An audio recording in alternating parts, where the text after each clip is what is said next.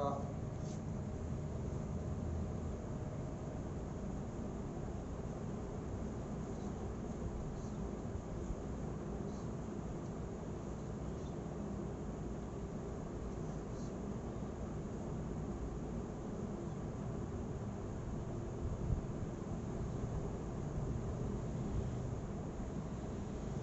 لا حول ولا قوة إلا بالله العلي العظيم. أعوذ بالله من الشيطان الرجيم. بسم الله الرحمن الرحيم. الحمد لله الذي جعل الحمد مفتاحا لذكره وسببا للمزيد من فضله ودليلا على آلائه وعظمته. ثم الصلاة والسلام والتحية والإكرام على النبي المكي المدني القرشي الهاشمي الذي سمي في السماء بأحمد وفي الأرض بأبي القاسم محمد وعلى آله الطيبين الطاهرين المعصومين سيما بقية الله في الأرضين. روحي وأرواح العالمين لتراب مقدمه الفداء ولعنة الدائمة على أعدائهم أجمعين من لحظتنا هذا إلى قيام يوم الدين. أما بعد فقد قال الله تبارك وتعالى في كتابه المبين وقوله الحق وهو أصدق الصادقين. بسم الله الرحمن الرحيم. فاستجبنا له ووهبناه يحيى واصلحنا له زوجا إنهم كانوا يسارعون في الخيرات ويدعوننا رغبا ورهبا وكانوا لنا خاشعين. صلوات پڑھے محمد وآل محمد پر.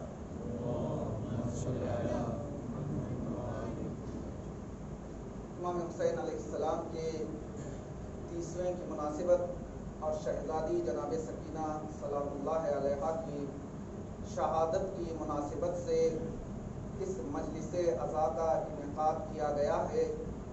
جیسا کہ آپ لوگ اس بات سے مستحضر ہیں، یہ بات آپ کو معلوم ہے کہ 10ویں کی مجلس سے ہم نے ایک موضوع شروع کیا تھا اور آپ سے وعدہ کیا تھا کہ جو بھی امام حسین علیہ السلام کے 10ویں کی مجلس ہوگی، 20ویں کی مجلس ہوگی، 30ویں کی مجلس اور 40ویں کی مجلس، ان مجالس میں ہم جس موضوع کے تحت گفتگو کرنے کی کوشش کریں گے وہ ایک سوال تھا جس کا جواب ہم ڈھونڈنے کی کوشش کر رہے ہیں. سوال یہ تھا کہ اگر ہم زیارت وارثہ میں امام حسین علیہ السلام کو یہ کہہ کر سلام کرتے ہیں، سلام ہو تم پر اے آدم کے وارث، سلام ہو تم پر اے نوح کے وارث، سلام ہو تم پر اے ابراہیم کے وارث، سلام ہو تم پر اے موسیٰ کے وارث، سلام ہو تم پر اے عیسیٰ کے وارث. تو سوال یہ تھا کہ آخر وہ کون سی وراثت ہے جو امام حسین علیہ السلام نے گزشتہ انبیاء سے ورثے میں پائی ہے. اگر ہم آدم کا وارث کہہ رہے ہیں تو ضرور امام علیہ السلام نے حضرت آدم علیہ السلام سے کچھ نہ کچھ میراث میں پایا ہے، جس کی بنا پر امام حسین علیہ السلام حضرت آدم علیہ السلام کے وارث ہوئے. اور اسی طرح سے امام حسین علیہ السلام نے بالضرور گزشتہ انبیاء سے کچھ نہ کچھ ورثے میں پایا ہے. تب کہیں جا کر ہم زیارت وارثہ میں یہ جملہ کہتے ہیں کہ سلام ہو تم پر اے آدم کے وارث، سلام ہو تم پر اے نوح کے وارث اور دوسرے انبیاء کے وارث. اور ہم نے گزشتہ مجالس میں یہ بتانے کی کوشش کی تھی کہ امام حسین علیہ السلام نے گزشتہ انبیاء سے میراث میں کوئی مال نہیں پایا تھا کہ کوئی مال ہو کہ جسے ایک نبی نے دوسرے نبی کے حوالے کیا، یہاں تک کہ ہمارے آخری نبی کے پاس پہنچا، پھر آخری نبی نے اپنے نواسوں کو ورثے میں کوئی مال دیا. نہیں، بات ایسی نہیں ہے، بلکہ امام حسین علیہ السلام نے ورثہ ضرور پایا ہے، یہ مالی ورثہ نہیں ہے، بلکہ وہ گزشتہ انبیاء کے تمام صفات حسنہ کے وارث ہیں۔ جتنی خوبیاں، جتنی اچھائیاں گزشتہ انبیاء میں پائی جاتی تھی، ان تمام اچھائیوں کے وارث امام حسین علیہ السلام۔ اور گزشتہ مجالس میں ہم نے یہ کہا تھا، اب یہ دیکھتے ہیں کہ انبیاء کے اچھے صفات وہ کون سے تھے جن صفات کو امام حسین علیہ السلام نے ورثے میں پایا، تاکہ چونکہ ہم زیارت وارثہ میں آخر میں چل کر یہ خواہش بھی ظاہر کرتے ہیں کہ یا لیتنی کنت معکم فافوز معکم، اے کاش ہم آپ کے ساتھ ہوتے تو ہم آپ کا ساتھ دیتے اور آپ کے ساتھ کامیابی حاصل کرتے۔ یہ دیکھنے کی کوشش کرتے ہیں وہ کون سے صفات حسنہ تھے جو انبیاء کے پاس موجود تھے، جنہیں امام حسین علیہ السلام نے ورثے میں پایا، اور ان صفات حسنہ کو اگر ہم اپنی زندگی میں اپلائی کریں گے تو انشاءاللہ جب زمانے کا امام ظاہر ہوگا تو ہم ان کا ساتھ دیں گے۔ اور یہ جملہ جو زیارت وارثہ میں ہم پڑھتے رہتے ہیں، یا لیتنی کنت معکم فافوز معکم، اگر یہ اچھے صفات ہمارے اندر ہوں گے تو تب کہیں جا کر ہماری یہ تمنا بھی آخری امام کے ساتھ پوری۔ گزشتہ مجالس میں ہم نے بتانے کی کوشش کی اگر انبیاء کے صفات دیکھنا ہے، وہ اچھی کوالٹیز جو انبیاء میں پائی جاتی ہیں وہ کون سی ہیں تاکہ ہم بھی زندگی میں اپلائی کریں، تو ہم نے کہا تھا قرآن بہترین ذریعہ ہے۔ قرآن کھول کے دیکھیں آپ کو پتہ چل جائے گا، قرآن میں کئی جگہ پر انبیاء کے صفات کا تذکرہ کیا گیا ہے، ان کی اچھی کوالٹیز کا ذکر کیا گیا ہے۔ ہم قرآن سے ان صفات کو لیں گے اور خود بخود یہ سمجھ جائیں گے کہ یہ صفات امام حسین کے اندر بھی پائی جاتی تھی، اور ہم یہ کوشش کریں گے کہ اپنی زندگی میں ان صفات کو اپلائی کریں تاکہ ہم بھی ان صفات کو حاصل کر کے امام کے ناصر بن جائیں۔ کچھ صفات ہم نے بیان کیے تھے، جیسے سورہ انبیاء کی آیت نمبر 73۔ اس آیت شریفہ میں خداوند عالم انبیاء کے کچھ صفات بتا رہا ہے۔ وَجَعَلْنَاهُمْ أَئِمَّةً يَهْدُونَ بِأَمْرِنَا، ہمارے امر کی ہدایت کرتے ہیں۔ وَأَوْحَيْنَا إِلَيْهِمْ فِعْلَ الْخَيْرَاتِ، وہ خیرات کو انجام دیتے ہیں، اور مفصل ہم نے گفتگو کی کہ خیرات کو کس طرح سے انجام دیا جاتا ہے۔ پھر خدا نے کہا ان کی ایک اچھی کوالٹی یہ ہے کہ وہ اقام الصلاۃ، وہ نماز کو برپا کرتے ہیں۔ دوسری ان کی اچھی کوالٹی یہ ہے کہ ایتاء الزکاۃ، وہ زکوٰۃ کو دیتے ہیں۔ پانچویں ان کی اچھی کوالٹی یہ ہے کہ وہ کانوا لنا عابدین۔ پھر گزشتہ مجلس میں ہم نے سورہ آل عمران کی 146ویں اور 147ویں آیت کریمہ کی تلاوت کا شرف حاصل کیا، اور یہ بتانے کی کوشش کی ان آیات میں بھی خداوند عالم انبیاء کے کچھ اچھے صفات بیان کر رہا ہے۔ خداوند عالم نے سورہ آل عمران میں کہا انبیاء وہ ہیں، وہ کأی من نبی قاتل معه ربیون کثیر، بہت سارے ایسے نبی ہیں کہ جن کے ساتھ وہ لوگ جو خدا کا خوف اپنے دل میں رکھتے ہیں وہ نبی کے ساتھ جنگ کرنے گئے، جب جنگ کے میدان میں وارد ہوئے فما وہنوا لما اصابهم فی سبیل اللہ، ان کی اچھی کوالٹی یہ تھی کہ اللہ کے راستے میں جتنی مشکلات بھی آئی انہوں نے اپنے قدموں کو پیچھے نہیں لیا، انہوں نے سستی کا اظہار نہیں کیا، وما ضعفوا، نہ ہی کمزوری کا مظاہرہ کیا، وما استکانوا، اور نہ ہی انبیاء اور ان کے اصحاب نے اپنے راستے کو بدلا۔ اور ہم نے مفصل یہ جو گفتگو کرنے کی کوشش کی تھی کہ انسان سست کب پڑ جاتا ہے، وہ کون سے ریزنز ہیں، وہ کون سے عوامل ہیں، اگر انسان کے اندر وہ داخل ہو جائیں تو انسان چاہے یا نہ چاہے اس کے اندر سستی بھی آ جاتی ہے، اس کے اندر کمزوری بھی آ جاتی ہے۔ اگر خلاصتاً بیان کروں تو ابھی تک ہم نے انبیاء کے 8 کوالٹیز کا جو ہے تذکرہ کیا اور اسے سمجھنے کی کوشش کی۔ انشاءاللہ ہم ان 8 صفات کو اپنی زندگی میں ڈھالنے کی کوشش کریں گے۔ آج کی اس مختصر سی تقریر کے لیے پھر میں نے قرآن مجید کے سورہ انبیاء کی آیت نمبر 90 کی تلاوت کا شرف حاصل کیا۔ اس آیت کریمہ میں خداوند عالم یہ کہہ رہا ہے کہ جب جناب مریم کے پاس طرح طرح کے دسترخوان آتے تھے اور جناب زکریا نے جناب مریم کے پاس جب یہ دسترخوان دیکھا تو تعجب کیا، کہا کہ میں تو تمہیں تنہا چھوڑ کے گیا تھا، کھانا پہنچانے کی ذمہ داری میری ہے. پھر یہ طرح طرح کی غذا، اور غذا بھی ایسی جو بے موسم، جو پھل سمر میں ملنے والے تھے وہ سردیوں میں، جو سردیوں میں ملنے والے تھے وہ گرمیوں میں.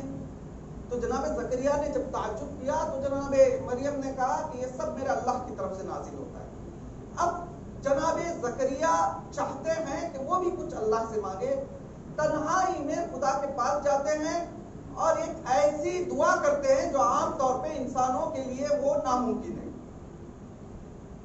اگر انسان چاہے کہ وہ صاحب اولاد ہو جائے تو اس کے کچھ کنڈیشنز ہیں، اس کے کچھ شروط ہیں. جناب زکریا بڑھاپے میں بالکل بوڑھے ہو چکے ہیں اور ان کی وائف بھی بالکل بوڑھی ہو چکی ہے. ایسی حالت میں جناب زکریا خدا سے دعا کرتے ہیں کہ مجھے ایک وارث عطا کر.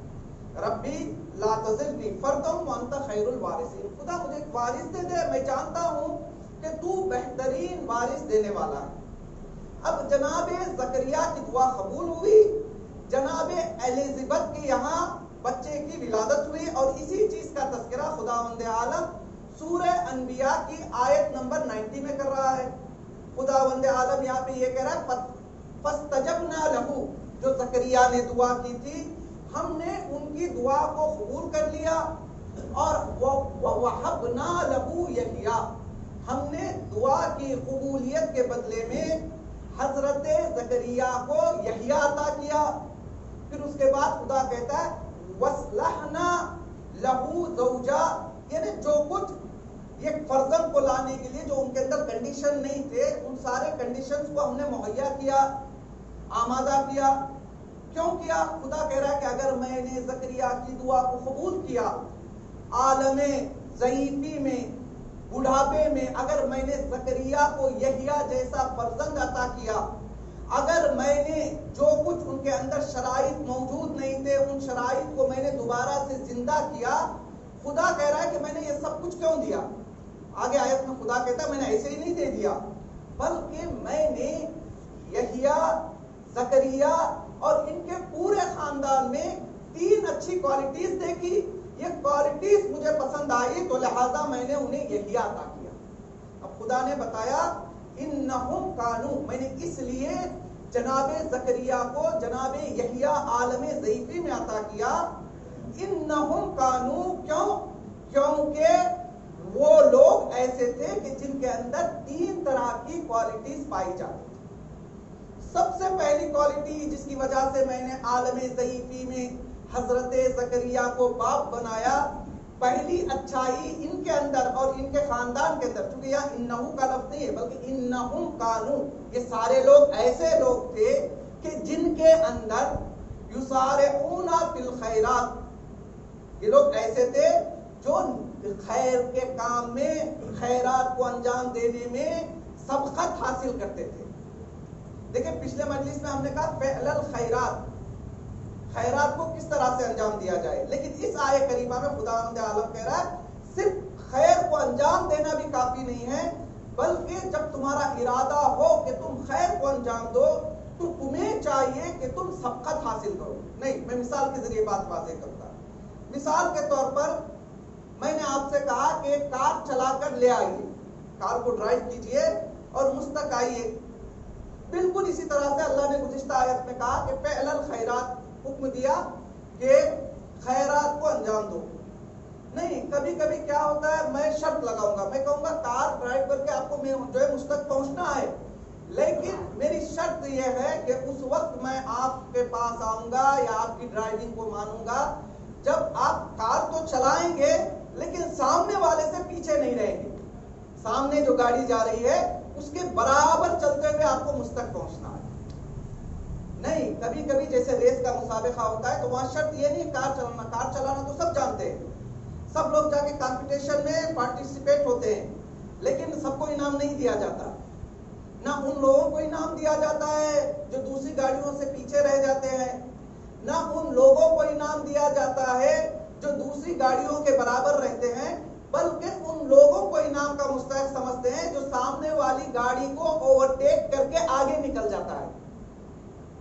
خدا نے کہا میں جو خیرات کا حکم دے رہا ہوں، خیرات میں تم کو اتنی جلدی ہونی چاہیے، اتنا شوق ہونا چاہیے کہ تم دوسروں کے مقابلے میں اوورٹیک کرو اور سب سے پہلے نیکی کو انجام دینے کی کوشش کرو. دوسری جگہ قرآن نے یہ بھی کہا خدا نے کہ کچھ لوگ ایسے ہیں یسارعون بالاثم والعدوان، کچھ لوگ ایسے بھی ہیں جو نیکیوں کے لیے دوڑتے نہیں ہیں، بلکہ جب ان کے سامنے گناہ ہوتا ہے، جب وہ سنتے ہیں کہ فلاں جگہ بہت اچھی مووی لگی ہے، فلاں جگہ پتہ نہیں کچھ دوسرا گیم نکلا ہے، تو وہ دوسروں کو پیچھے چھوڑ دیتے ہیں، کوشش کرتے ہیں سب سے پہلے میں حاصل کروں. خدا ان کی بھی مثال دیتا ہے. لیکن یہ انبیاء کی کوالٹیز کیا کہا خدا نے؟ زکریا اور ان کے خاندان کی اچھی کوالٹی یہ ہے کہ زکریا اور ان کا خاندان جب خیرات کو انجام دینا چاہتے ہیں تو وہ ایک دوسرے پر سبقت حاصل کرنا چاہتے ہیں. چلیے اب تھوڑی دیر یہ دیکھنے کی کوشش کرتے ہیں کہ خیرات تو بہت زیادہ ہے. آپ یتیم بچے کی مدد کریں گے وہ بھی خیرات ہے، آپ کسی کو پڑھائیں گے وہ بھی خیرات ہے، آپ جو ہے مجلس ادا کا انعقاد کریں گے وہ بھی خیرات ہے، بہت سارے خیرات ہیں. لیکن خیرات میں وہ کون سا خیر ہے جو سب سے بہتر ہے؟ کیونکہ انسان کے پاس اتنی کیپیسٹی تو ہے نہیں وہ سارے خیرات کو انجام دے. اگر ایک کو انجام دینا ہے تو انسان کوشش کرتا ہے جو سب سے بیٹر ہے میں اس کو انجام دوں. تو روایات میں بہت ساری ایسی چیزیں ہیں جن کو خیرات کے عنوان سے کہا گیا ہے اس کو انجام دو. لیکن میں صرف ایک روایت، چونکہ دامن وقت میں گنجائش بھی نہیں ہے اور گفتگو کوئی دوسری ہے، ہمیں یہ دیکھنا ہے کہ امام حسین علیہ السلام وارث انبیاء کیسے ہیں، تو میں صرف یہ یہاں پر ایک چھوٹا سا اشارہ پھر اپنی بات کو آگے بڑھاؤں گا. روایتوں میں معصوم سے کسی نے پوچھا مولا سب سے اچھا خیر کون سا ہے؟ اگر میں خیر انجام دینا چاہوں تو سب سے اچھا خیر کون سا ہے؟ تو معصوم نے جواب میں یہ جملہ ارشاد فرمایا اگر تم سب سے بہتر خیر کو انجام دینا چاہتے ہو تو سب سے بہترین خیر دو چیزیں ہیں. سب سے پہلی چیز یہ ہے کہ اگر تم خیرات انجام دینا چاہتے ہو تو کوشش کرو کہ تم نکاح کے راستے میں خیرات کو انجام دو. اگر دو لوگ ہیں کہ جن کے پاس چیزیں مہیا نہیں ہیں تو معصوم نے کہا تم کوشش کرو، یہ سب سے بڑی خیرات ہوگی. دوسری چیز معصوم نے کہا اگر خیر کو انجام دینا چاہتے ہو تو تمہیں چاہیے کہ تم اگر دو مومن آپس میں مختلف ہیں، آپس میں کسی بات کو لے کر اختلاف رکھتے ہیں، یا ذہنی اختلاف ہے یا مالی اختلاف ہے، کسی بھی طرح کا اختلاف ہے، امام نے کہا سب سے بہترین خیرات یہ ہے کہ تم دو بھائیوں کے درمیان صلح کو برقرار کرو. آج کل معاشرے میں ایسے لوگ مل جاتے ہیں جو صلح تو دور کی بات بلکہ کوشش کرتے ہیں جتنی مشکلات بڑی ہیں اسے اور بڑھا دیں.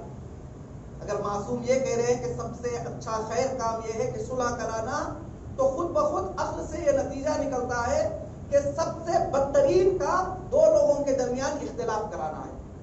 لہذا ہمیں کوشش کرنی چاہیے، اگر صلح نہیں بھی جو ہے آپ کرا سکتے تو ہمیں کوشش یہ کرنی چاہیے کہ آپ اپنی زبان کو بند رکھیں، تاکہ آپ کی وجہ سے آپ تو سوچیں گے تھوڑی دیر آپ کو مزہ ملے گا، لیکن ہو سکتا ہے کہ یہ اختلاف جا کر نسلوں میں منتقل کر جائے، ہو سکتا ہے اس اختلاف کی وجہ سے دین کا نقصان ہو. لہذا ہمیں کوشش کرنی چاہیے کہ ہم دو بھائیوں میں اگر اختلاف ہے تو اسے صلح کرانے کی کوشش کریں.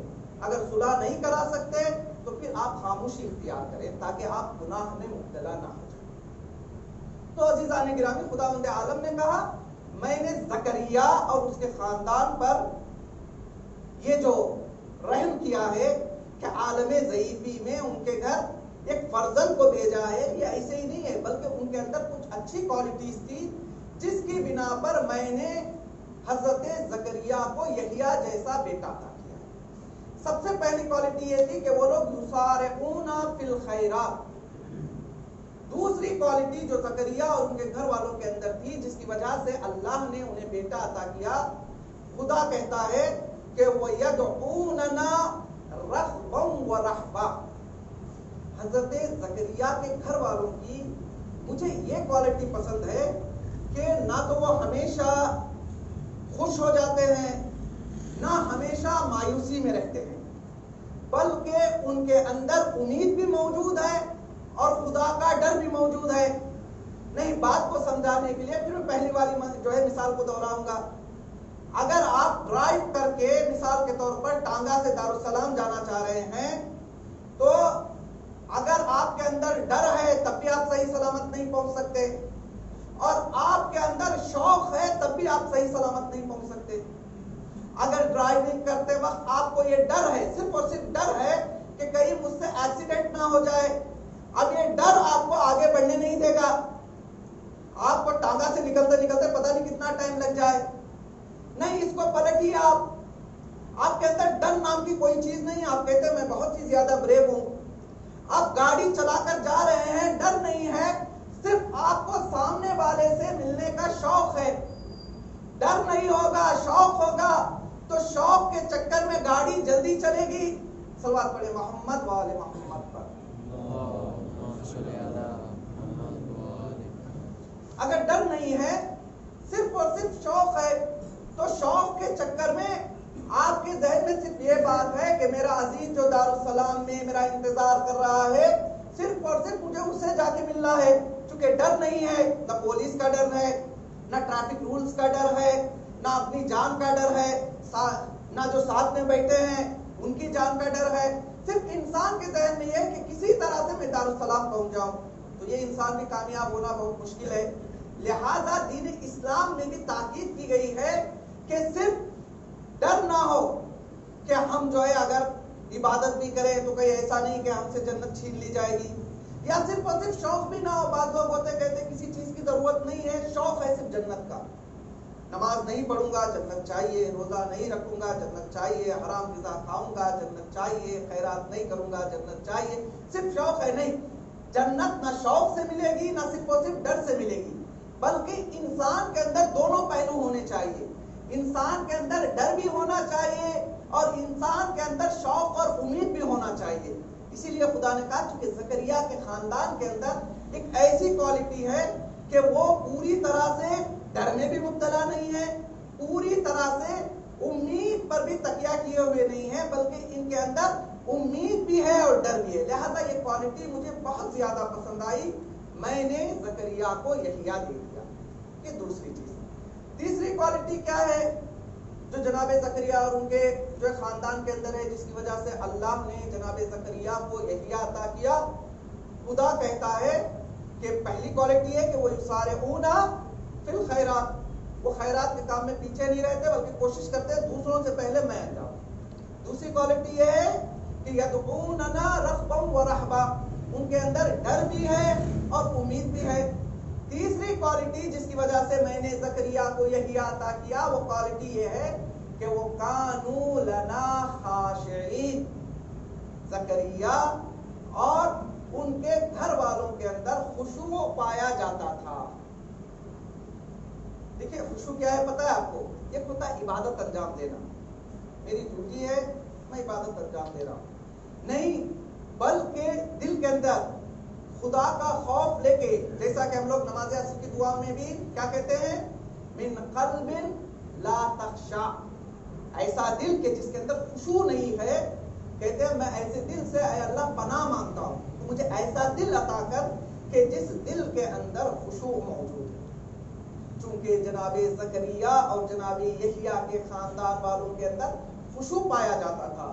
میں صرف خشوع کو سمجھانے کے لیے ایک چھوٹی سی داستان جناب یحییٰ کی, تاکہ اندازہ ہو جائے کہ ان کے اندر خشوع کیسا پایا جاتا تھا. پھر اس کے بعد انشاءاللہ بات آگے بڑھے گی. بہار الانوار میں یہ واقعہ درج ہے کہ جناب زکریا جیسا کہ میں نے کہا بوڑھے ہو گئے ہیں, کوئی اولاد نہیں, بڑی مشکل سے خداوند عالم جناب زکریا کو ایک بیٹا عطا کرتا ہے, جناب یحییٰ. یحییٰ کی عمر ابھی چھوٹی سی ہے. مثال کے طور پر ہمارے گئے یہاں ایک بچہ 10 سال 15 سال 20 سال بعد پیدا ہو جائے تو ماں باپ اس کا کتنا خیال رکھتے ہیں, یا نہیں جلدی ہی پیدا ہوا لیکن گھر میں اکیلا جو ہے لڑکا ہے تو ماں باپ کتنا خیال رکھتے ہیں, اسے جو ہے کوشش کرتے ہیں کسی طرح کی تکلیف نہ ہو. جناب زکریا بھی اپنے بیٹے سے بہت زیادہ پیار کرتے تھے, چونکہ عالم بڑھاپے میں اور عالم ضعیفی میں اللہ نے بیٹا عطا کیا ہے. جناب یحییٰ چھوٹے سے ہیں, 7 سال 8 سال کی عمر ہے. ایک دن ٹہلتے ٹہلتے بیت المقدس پہنچتے ہیں. کیا دیکھتے ہیں کہ بیت المقدس میں کچھ زاہد ہیں, کچھ عابد ہیں جو اپنے آپ کو بیت المقدس کے پلر سے باندھے ہوئے ہیں اور زور زور سے گریا کر رہے ہیں اور خدا سے دعا کر رہے ہیں اور خدا سے مغفرت طلب کر رہے ہیں۔ جناب یحییٰ چھوٹے سے بچے، جب جناب یحییٰ نے دیکھا کہ یہ لوگ خدا کی یاد میں آنسو بہا رہے ہیں تو جناب یحییٰ کو بھی شوق ہوا۔ جناب یحییٰ نے کہا کہ میں بھی کچھ دن آتا ہوں، بیت المقدس میں اعتکاف کرتا ہوں اور اللہ کی یاد میں آنسو بہاتا ہوں۔ ہمیں یہ سمجھنا ہے خدا جو کہہ رہا ہے گھرانہ ایسا ہے جو ہمارے لیے خاشع ہے، تو خاشع کیسا خشوع ان کے اندر پایا جاتا تھا۔ جناب یحییٰ گھر آتے ہیں، آنے کے بعد جناب الیزابت سے کہتے ہیں مادر گرامی میرا دل بھی چاہتا ہے کہ میں بھی بیت المقدس جاؤں اور اپنے آپ کو رسیوں سے باندھوں اور خدا کی یاد میں آنسو بہاؤں۔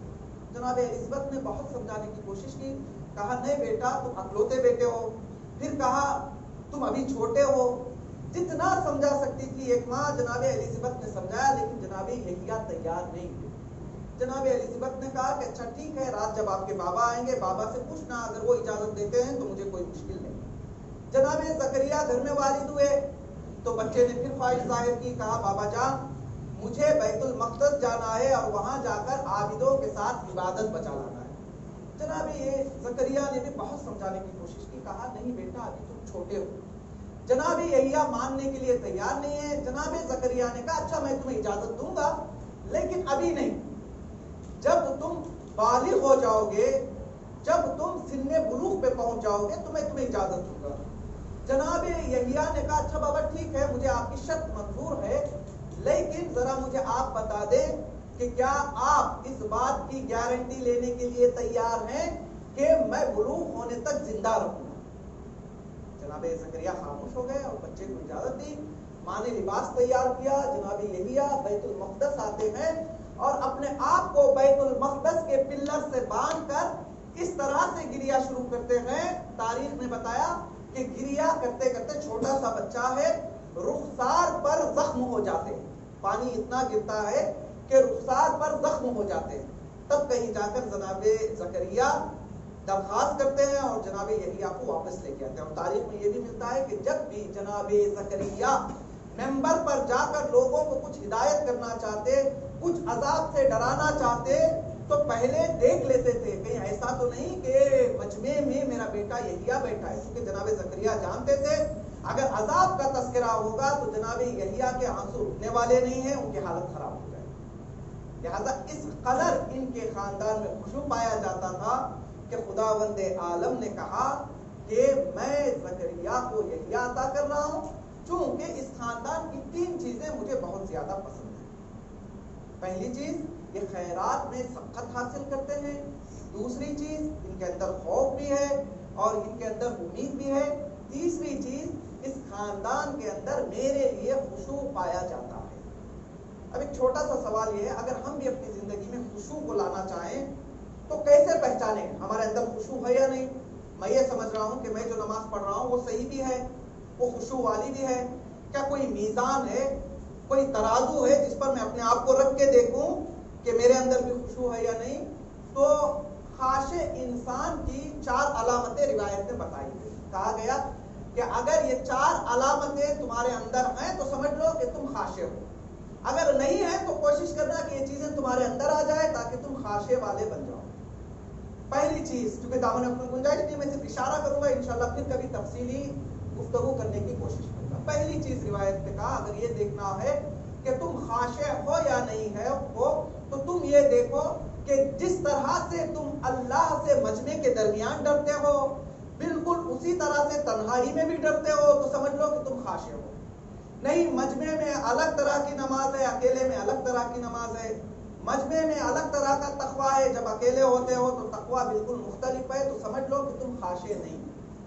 دوسری چیز روایتوں میں بتایا گیا کہ اگر تم یہ دیکھنا چاہتے ہو کہ تم خاشع ہو یا نہیں ہو تو تم یہ دیکھو کہ تم اپنی زندگی میں کچھ اوقات اللہ کی مناجات کرتے ہو یا نہیں۔ اگر اللہ کی مناجات تمہاری زندگی میں شامل ہے، یعنی اللہ سے تم گر گڑا کر دعا کرتے ہو، اپنے گناہوں کی معافی طلب کرتے ہو، تو سمجھ لو کہ تمہارے اندر خشوع ہے۔ تیسری چیز کا، اگر تمہیں قیامت کی یاد آتی ہے، تم اپنی زندگی میں محو نہیں ہو بلکہ ہر وقت تمہارے ذہن میں یہ بات بھی ہے کہ کل کو مجھے مرنا ہے اور مرنے کے بعد قیامت بھی ہے، تو سمجھ لو کہ تمہارے زندگی میں خشوع داخل ہو گیا ہے۔ چوتھی چیز وہی کہا، اگر تمہاری زندگی میں خیر موجود ہے، اگر تمہارے اعمال سے کسی دوسرے کو فائدہ پہنچ رہا ہے، خیرات انجام دے رہے ہو، تو تم سمجھ لو کہ تم خاشع ہو۔ لہذا عزیزان گرامی، آج کی اس مختصر سی تقریر میں ہم نے یہ سمجھنے کی کوشش کی کہ جس طرح سے سورہ انبیاء میں خداوند عالم نے گزشتہ انبیاء کے 5 صفات بتائے تھے، جس طرح سے سورہ آل عمران کی آیت میں خداوند عالم نے انبیاء کے 3 صفات بتائے تھے، اور ساتھ میں انبیاء کی 4 دعائیں بھی بتائی تھی۔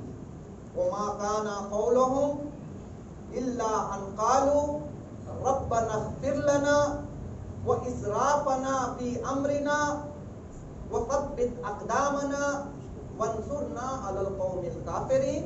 اسی طرح سے آج ہم نے یہ دیکھنے کی کوشش کی کہ سورہ انبیاء کی آیت نمبر 90 میں بھی خداوند عالم انبیاء کی کچھ صفات بتا رہا ہے۔ وہ صفات یہ ہیں کہ انبیاء اور ان کے گھر والوں کی اچھائیاں یہ ہیں کہ وہ خیرات میں سبقت حاصل کرتے ہیں، ان کے اندر خوف بھی ہے، ان کے اندر امید بھی ہے، اور تیسری چیز یہ ہے کہ وہ لوگ خاشع ہیں۔ ہماری زندگی میں کیا ہوتا ہے؟ خشوع رہتا ہے، لیکن حالات ادھر تھوڑا سا بگڑے، مثال کے طور پر جب صحت مند ہے تو ہم یہ کہتے ہیں کہ ہم بہت بڑے متقی بھی ہیں، نماز بھی پڑھتے ہیں، سب کچھ۔ ادھر ایک خطرناک بیماری کیا آ گئی، ہم یہ سوچتے ہیں چونکہ بیمار ہو گیا، الٹا اللہ پر احسان جتاتے ہیں، کہتے ہیں کہ اللہ ہی نے تو مجھے بیمار کیا، اگر بیمار نہ کیا ہوتا، مثلا پیر کا درد نہ ہوتا تو میں مسجد آ جاتا، اگر ڈیابٹیز نہ دی ہوتی اللہ نے تو میں روزہ رکھ لیتا، یہ سب اللہ ہی نے تو کیا میرے ساتھ۔ نہیں، ہم بجائے اس کے کہ یہ بیماری کو لے کے اللہ کی شکایت کریں، ہمیں چاہیے کہ ان چیزوں کی طرف دیکھیں جو اللہ نے بے شمار نعمتیں ہمیں دی ہیں۔ ایک بات کو سمجھانے کے لیے ایک چھوٹی سی داستان پہ جناب لقمان کے حوالے سے ملتا ہے۔ آپ لوگ جانتے ہیں جناب لقمان نبی نہیں تھے، بلکہ ایک انسان تھے اور حکیم تھے، اور تاریخ میں بتایا گیا ہے کہ ان کا تعلق، اور یہ اس زمانے میں زندگی کیا کرتے تھے، بعض لوگوں نے کہا حضرت عیسیٰ کی ولادت سے 3000 سال پہلے، 2000 سال پہلے، 1000 سال پہلے، مختلف روایتیں ہیں۔ اتنا تو پکا ہے کہ جناب عیسیٰ سے پہلے جناب لقمان زندگی بسر کیا کرتے تھے۔ ان کے بارے میں ملتا ہے کہ یہ ان کا تعلق بھی افریقن ممالک سے تھا، چہرہ ان کا جو ہے سیاہ تھا اور ہونٹ کافی موٹے تھے، اور یہ کوئی ایسا نہیں، جب بھی لقمان حکیم کے آپ داستانیں سنتے ہیں تو آپ کے ذہن میں یہ آتا ہے نا کوئی ایک بہت بڑا آدمی ہے جو تخت پر بیٹھا ہے اور یہ ساری چیزیں بیان کر رہے ہیں، نہیں، ایسا نہیں ہے۔ جناب لقمان ایک شخص کے یہاں غلام تھے، وہ کسی کے سرونٹ تھے، لیکن اخلاق اتنا اچھا تھا کہ ان کے مالک نے انہیں اپنا سرونٹ نہیں سمجھا، بلکہ تاریخ بتاتی ہے کہ کہیں اگر یہ مسافرت پہ جاتا تو اس کو ساتھ لے کے جاتا، اگر یہ اچھا کھانا کھاتا تو کوشش کرتا کہ وہی کھانا جناب لقمان کو بھی دے، کیونکہ جناب لقمان کا ہوتا ہے نا، اگر مثال کے طور پر میرے پاس 10 لوگ کام کر رہے ہیں تو 10 کو میں ایک طرح سے نہیں دیکھوں گا، اگر کوئی ایک انسان ہے جس کا اخلاق اچھا ہے، شریف آدمی ہے، تو تھوڑا سا رعایت اسے دی جاتی ہے۔ بالکل اسی طرح سے جناب لقمان کے مالک نے انہیں کچھ رعایت دے رکھی تھی، کچھ چیزوں میں چھوٹ تھی، جیسے کہ جو بھی اچھا کھانا کھاتا کوشش کرتا کہ وہی کھانا جناب لقمان کو بھی دے۔ تاریخ میں ملتا ہے کہ ایک دن جناب لقمان کے مالک سے ملاقات کرنے کے لیے ان کا ایک دوست آتا ہے تو ہاتھ میں کچھ تحفہ ہے، تحفے میں وہ تربوز لے کے آتا ہے، واٹر میلن تربوز لے کے آتا ہے، آنے کے بعد کہتا ہے کہ اے دوست، میں تیری ملاقات کے لیے آیا ہوں اور آج یہ تربوز لے کے آیا ہوں، میں چاہتا ہوں کہ تو اسے کھائے۔ جناب لقمان کا مالک بجائے اس کے کہ وہ خود کھاتا، جب دیکھا کہ جناب لقمان کام کر رہے ہیں تو بلاتے ہیں، بلانے کے بعد کہتے ہیں کہ تھوڑی دیر بیٹھ جاؤ۔ جناب لقمان بیٹھ گئے تو ان کا مالک اپنے ہاتھوں سے جناب لقمان کے لیے تربوز کاٹتا ہے اور تربوز کے 17 پارٹس کرتا ہے، 17 حصے کرتا ہے، کرنے کے بعد ایک سینی میں رکھتا ہے اور جناب لقمان سے کہتا ہے کہ آپ کھائیے۔ اب جناب لقمان کھانا شروع کرتے ہیں، پہلا ٹکڑا کھایا، دوسرا ٹکڑا کھایا، یہاں تک کہ 13-14 ٹکڑے کھا گئے۔ اب مالک کے دل میں بھی ہوس ہوئی، جب اس نے جو ہے کلر کو دیکھا اور جس انداز سے جناب لقمان کھا رہے تھے دیکھا، اس نے سوچا کہ میں بھی تھوڑا سا چکھ لیتا ہوں۔ جناب لقمان سے کہا کہ اے لقمان، مجھے بھی ذرا چکانا۔ جناب لقمان نے کہا کہ میں سارا تربوز تو کھا گیا، صرف ایک پیس باقی ہے۔ جناب لقمان نے یہ پیس اپنے مالک کے حوالے کی، مالک نے اس پیس کو اپنے ہاتھ میں لیا، جیسے ہی منہ میں رکھا فوراً پھونک دیتا ہے اور لقمان سے کہتا ہے کہ اے لقمان یہ کیا بات ہوئی؟ میں تو اس لیے تمہیں دیا تھا، میں سمجھ رہا تھا کہ یہ غذا اچھی ہے، یہ تربوز میٹھا ہوگا، اور تم بھی ایسے مزے لے کے کھا رہے تھے، میں سمجھا کہ واقعی یہ تربوز بہت اچھا ہے، اسی لیے میں نے ایک پیس تم سے مانگ لی۔ جب میں نے اپنے دہن میں رکھا، جب میں نے اپنے منہ میں رکھا تو میں نے دیکھا یہ تو کافی کڑوا ہے، تم نے کیسے کھا لیا؟ جناب لقمان نے کہا کہ بات یہ ہے کہ آپ میرے مالک ہیں، آپ نے کڑوا تربوز مجھے دے دیا، لیکن میں نے اپنے دل میں سوچا کہ پوری زندگی آپ نے مجھے اچھی غذا کھلائی، پوری زندگی آپ نے میرے ساتھ اچھا سلوک کیا، ایک مرتبہ کیا میں آپ کے لیے ایک کڑوا تربوز نہیں کھا سکتا؟ بالکل اسی طرح سے عزیزان گرامی، وہ اللہ کے جس نے ہمیں ہماری زندگی میں بہت ساری نعمتیں دی، اگر ایک مرتبہ ایک نعمت کو ہم سے چھین لے، ایک مرتبہ اگر ہم کسی بیماری میں مبتلا ہو جائے تو ایسا نہیں ہونا چاہیے کہ ہم ساری چیزوں کو بھول جائیں اور ایک چیز کی وجہ سے اللہ سے شکایت کرتے رہے کہ تو نے میرے ساتھ ایسا کیوں کیا۔ نہیں، جناب زکریا کے خاندان سے ہمیں درس لینے کی ضرورت ہے۔ اور جہاں جناب یحییٰ کا تذکرہ آتا ہے، جناب یحییٰ اور امام حسین علیہ السلام کے درمیان بہت ساری سملیرٹیز پائی جاتی ہیں۔ اگر آپ کتابوں میں دیکھیں تو بہت سارے ایسی چیزیں ملیں گی جو امام حسین علیہ السلام اور جناب یحییٰ علیہ السلام میں کامن نظر آتی ہیں۔ شاید اسی لیے امام حسین علیہ السلام نے مدینے سے جب سے نکلے امام اور کربلا پہنچے، کئی مقامات پر امام حسین علیہ السلام نے جناب یحییٰ کا تذکرہ کیا۔ اگر ہم زیارت وارثہ میں یہ پڑھتے ہیں کہ سلام ہو تم پر اے آدم کے وارث، سلام ہو تم پر اے نوح کے وارث، تو ہم نے اس بات کو سمجھا کہ یہ جو وراثت ہے مالی نہیں ہے بلکہ معنوی وراثت ہے۔ اگر ہم چاہیں کہ ان مالی وراثت کے بغیر صرف اور صرف اخلاقی وراثت کو امام حسین سے حاصل کرے تو ہمیں قرآن کا مطالعہ کرنا چاہیے۔